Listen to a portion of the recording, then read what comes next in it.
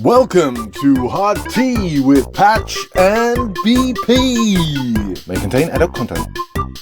We're still on the theme of health, and this is your episode.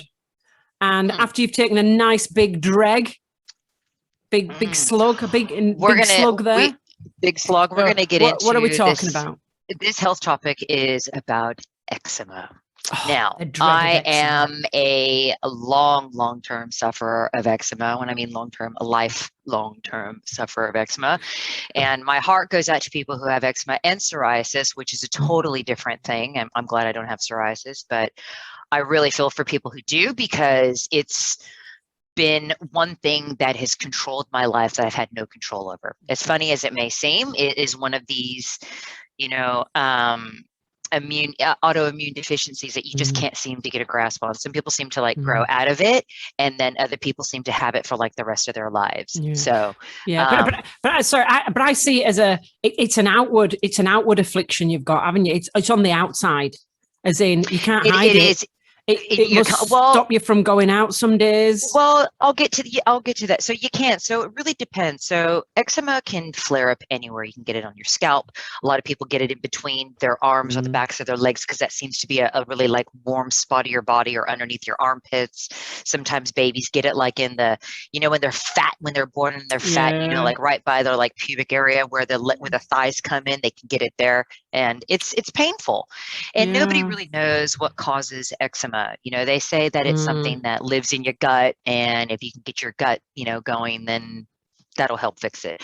So we decided to call this episode Flaky Face. I'm okay to be called Flaky Face. But you don't have a flaky face today. I don't anymore. Don't anymore, but I'm going to send photos of you to post of when the eczema was at my worst. And I'm happy to put that up there, because I want people to see that and go, holy shit, I totally empathize with you. I have this, to know how painful it is. So, and when I mean red, I'm talking a baboon's ass red. Okay. Nice. I can see it on your face. I can see it. I'm closing my eyes. I can see it. Do you see how it kind of is a bit dark? Here, I have a skin mustache. That is from years and years of eczema flare-ups and using the wrong stuff. So I've got really dark skin there. So there's not a lot I can do about it. So it's a pigment change now. It is a pigment change. Yeah. So I'm looking to see if I can do some light therapy to help it out. But when I get darker in the summer, it goes dark too. So it looks like I have a mustache. No, it doesn't. Well, no, I thought you meant you blended in. So that gets darker. Oh God. No, because then I feel like Eddie. I'm like Eddie Murphy. I'm like, hey babe, what's going on? Billy D. Williams and his mustache. Well, you know what? If you want to practice, we can do the filters again. You can practice with the filters. Freddie Mercury mustache. That's it. We could. So so this episode is Flaky Face, and this basically tells you all about the problems that I've had. So I'll just go ahead and run into the problems, right? Okay. All right. So no one truly understands how painful eczema and psoriasis can be. So the difference with eczema, in case you don't know. So eczema is one of these things that your skin gets really red. You get these little raised bumps. It sometimes weeps when you scratch it, and it just flares up in different spots. Yeah. Where psoriasis is where the skin creates extra cells, and it just builds up, and it looks like this big scaby, crusty thing, and it's horrible. And I think that's worse to have. The two can be, you can have them simultaneously, and some people can, or some people have them separately. Now, if you get them both, you just got dealt the wrong fucking card, man. Oh, it's funny because you're talking about this, and you just described it. I'm remembering a girl at high school, and her hands were her wrists and her neck constantly bleeding, and she was always doing this droplet, like a big train of droplets of blood. She was, you know what? And I look back now and I feel so bad for her. And I'm sure she was taking the piss out of, for looking flaky. I was. So in high school, I used to get chapped lips really bad. And this is what I mean. This was from chapped lips. So my chapped lips would go up here because I'd constantly lick them. And I didn't know what to put on, because you can't put cortisone on your face when you're, it's not something you do because it thins your skin out. So as a kid, I didn't really have anything. Yeah. So you can understand how she felt. So I used to all the time, and I was putting the wrong stuff on it and just made it worse.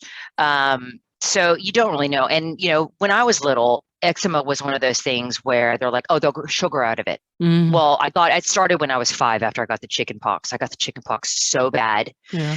And it started right after that. It's like something kicked in because my immune system was so compromised from having the chicken pox. It's like, oh, hey, you want something else? Because like I said, it's an autoimmune disease. Yeah, have some eczema. So then my husband calls me the lotions and potions woman. Okay. If there's a cream out there, I've tried it. I'm pretty sure I own stock in Chemist Warehouse for how much money I spend. I'm like, ooh, new cream.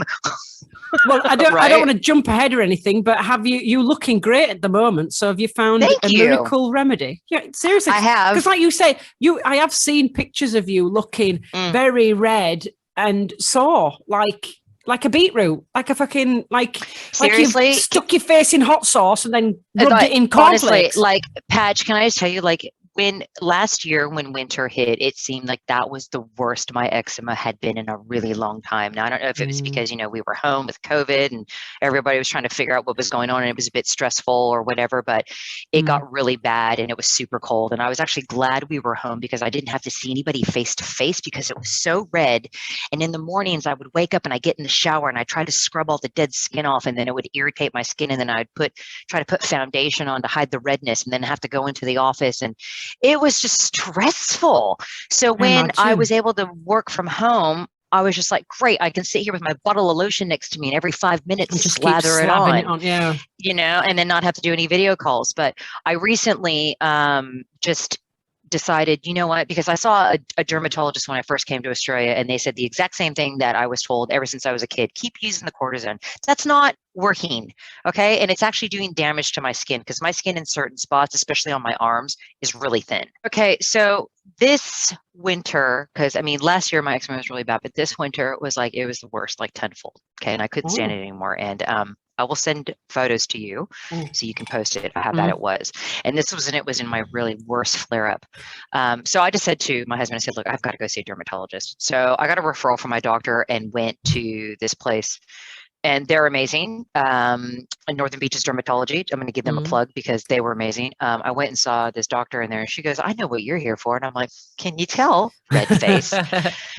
And then I went through my whole entire medical history with her and she goes, you sound like seriously every single person I know that comes in here that has not been able to get fixed because clearly they just want to throw shit at you that's not working.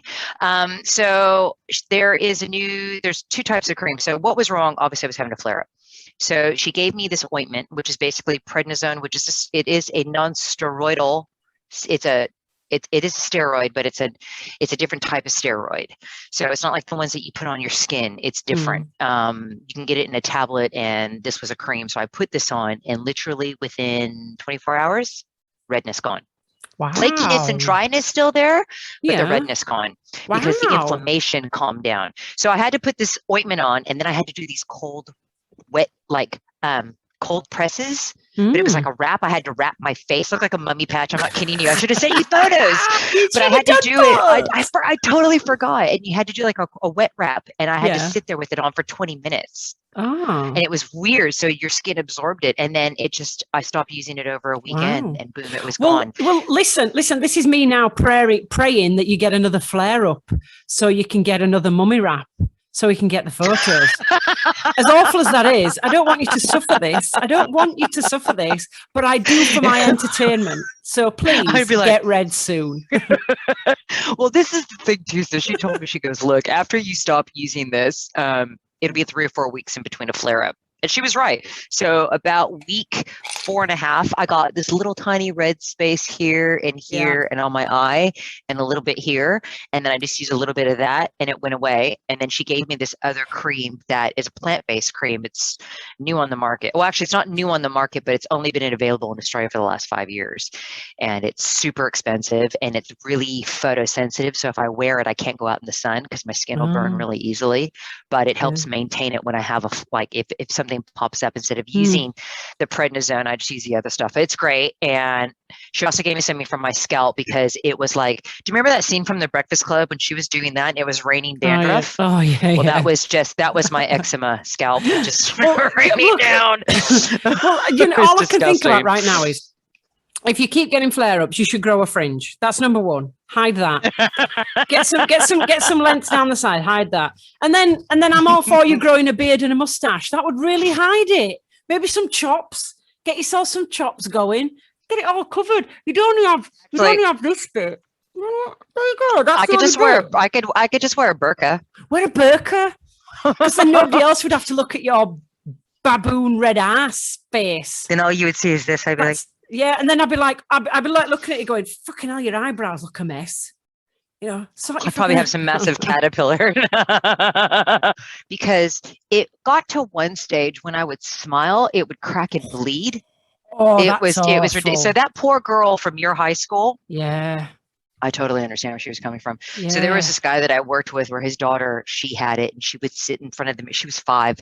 She'd sit in front of the mirror and she'd cry and she'd scratch. And I said to him, I said, mate, can I come over and see her? Because I totally know what she didn't feel like anybody understood. And I went over there with a really bad flare up and I sat and talked with her. She was 5 and she her world just was like mind blown. She didn't know there were other people else out there. And I'm like, listen, are you like skinly allergic to anything? Like, can you use face masks? Can you do all that? Okay. Makeup? So I've experimented a lot with these things and it's trial and error. So what I normally do, if I get something, I do a little patch test, see how it goes. But you're responsible. You're responsible. It's like when you get find a hair I don't throw caution to the wind. Get it You're like, on. I know, right? Yeah, so that would be me. I can't. Yeah. I can't do that because even those ones that say like it's organic or for sensitive skin. Yeah, no, sorry, it's not. Like I had this one with like Madagascar coconut and I put it on. It was like, oh fuck, gotta wash that off, you know. So now you know what I use. Bastard. The only thing I use is the blue Nivea. The big bottle of dark blue Nivea, they're really super I was hoping you were going to say vinegar. I was just going to laugh and say vinegar, some sort of home remedy, lemons. Do you know when I was reading about when I had this flare up on my scalp on this one eczema website, it said go ahead and pour apple cider vinegar on your scalp. Please, for the love of Jesus, do not do that. Was it a joke website? No, it wasn't, but I did it thinking it was supposed to help slow the scalp, and I literally screamed bloody murder because vinegar, when you on open scratches and sores, yes, it's like a lemon. It's like lemon. Yeah, it is. It's horrible. So don't ever do that. So, yes, if anyone out there has suffered, please let me know with eczema, if you're suffering with eczema, because it's taking me a really long time to figure out what is happening with mine. I always thought mine was food related, which we'll talk about in our next episode, which is diets. And I've done a lot of crazy diets. I think it would help with my eczema. A lot of people who have eczema also have associated with it asthma. I don't have that, but a lot of kids who have asthma also have eczema. It seems to go like a hand in hand kind of thing, but never happened with me. Lungs and skin. That's weird. Yeah, isn't it? Isn't it? I know. It's because it's like, because it's an autoimmune thing. So I don't know how that's. It's bizarre, but anyways, a lot of kids have got, asthma, have got eczema as well. But I hope whatever I have said has helped educate people about it a little bit. Don't make fun of people who have it. Don't, if kids, because you do actually, it's funny you said that about that girl, because I remember in school, we had a girl and people used to call her Ivory because Ivory is a hand soap and she used to wash her hands constantly because she had not only OCD, she had eczema or dermatitis and her hands were all scaly and stuff. So people used to call her Ivory. It was horrible. She couldn't help it. Yeah, I know. She couldn't help it. But it's horrible. Okay. Well, awesome. Thank you so much, honey, for that. That was great. That's all right. Yeah. It's not as good as your poo stories, but it's just as painful. Oh, I mean, nothing's gonna top your poo stories. No, I don't. You're right. But no, it was good. It was good. It was nice to hear all about that because obviously I've seen you suffer from over the years. You've gone through your juice, your month of juicing, and I've taken the piss out of you with your fucking green nettle drinks and your red smells like absolute shit drinks, beetroot, whatever it was. I remember you doing all that. So I know I've taken the piss out of you. But for your drinking, your weird drinking habits, not your actual face. Oh no, but I've even gone to like Chinese herbalists thinking if I drink their witchcraft voodoo, it's gonna work. That shit doesn't work and it tastes fucking disgusting. And you're like, Oh. Well, Pretty sure I'm sucking on bark you here. seem to have got it under control at the, for now. For now. You're looking pretty good. Yeah, you're looking for now, which is pretty great. hot. Pretty hot. Like me, but mine's because I've got red skin and I don't know why. It's got nothing to do with eczema. Anyway, I'm going blurred again. Anyway, so I suppose that's it. And please join us for our next episode. But, tell us what you thought. Give us your stories. Give us your stories. Subscribe. I mean, the next episode is going to be on diets. That one's going to be freaking hilarious because I've done a few. You've done a few. Some work, some don't work. I'm blurred. Look at that. Maybe I look better blurred. No, I like that. You can't see anything. Look at me. No wrinkles. Love it. Anyway, your cheeks look really red. I know. I don't know why. I'm burning up. It's because of all the drink. Anyway. Well, anyway, we'll see you later. We'll see you for the next episode. We will see you for the next.